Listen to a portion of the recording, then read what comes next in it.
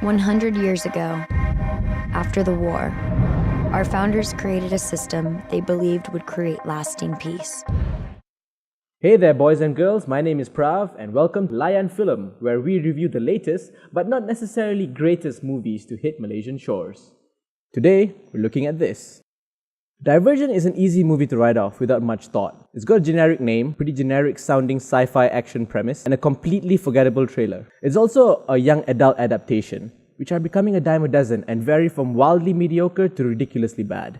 And it didn't help that the lead character, Beatrice, played by Shailene Woodley, looks like a generic store brand Katniss Everdeen. So here's what's happening. In a post-apocalyptic world, set in the ruins of Chicago, society has split into 5 factions. Each faction is made up of people who share the same primary character trait and are assigned the different jobs that need to be done to keep humanity chugging along. There are the erudite, who are intelligent and a little pretentious, who oversee all matters of science and technology. There are the amity, who are kind-hearted farmers and are weirdly absent for the entire plot. There are the abnegation, who are self-sacrificing and run the government, candor, who are truthful and run the legal system, and finally the dauntless, who are courageous and run the police, while dressing like rejected extras from the Matrix.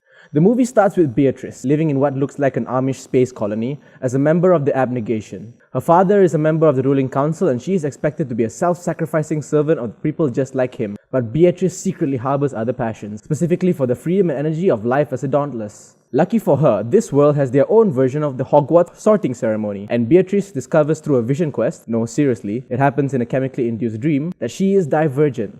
Meaning she has the traits of 3 different factions, and that being divergent is a very, very bad thing in their society. Long story short, she chooses Gryffindor house. The Dauntless faction. And with her new faction comes her all-new extreme Dauntless name, Triss. I would have smirked and made fun of that particularly 90s white trash choice of nicknames, but this is where the movie gets interesting. From the selection ceremony onwards, we're treated to a well-paced, well-shot thrill ride as Triss trains as a member of the Dauntless and begins to learn more about herself and the Dauntless way of life. She meets her almost butt-chin love interest, played by Theo James, who is also secretly divergent. Oh, bless the subtle hand of fate and lazy writing. They build up a decent amount of chemistry, make out as much as a PG rating will allow, and all is well in the world. And then the story pops its underdeveloped head out of the Amity-run cabbage patch and it all turns to shit.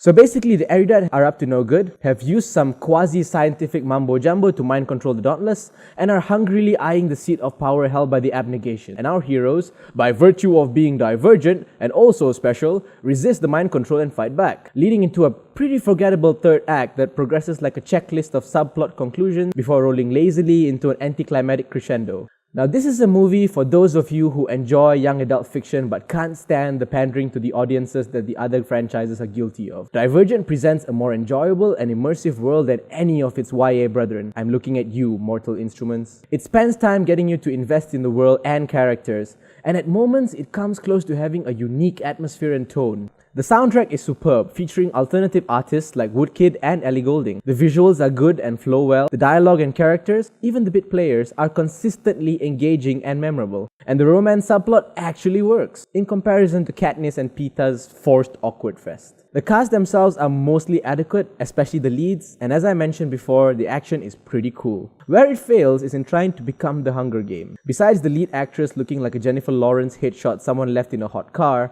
the rest of the cast look like stunt doubles from the Hunger Games set. Another weak point is the conflict itself. We're told throughout the movie that these are hard times. People seem well-fed.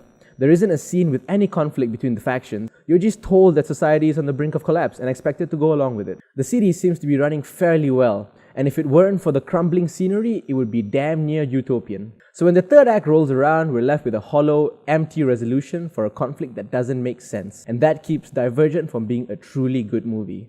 All in all, I had a good time with this entry into the growing annals of the YA movie adaptation.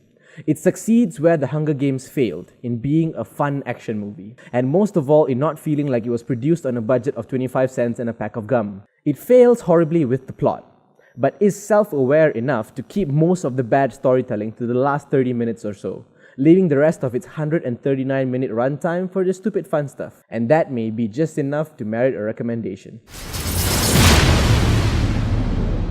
Hey guys, that's it for the first episode of Layan Filem. And if you liked what you saw, please drop us a thumbs up or subscribe to our channel. If you like us doing movie reviews, let us know and we'll try to get more of them to you.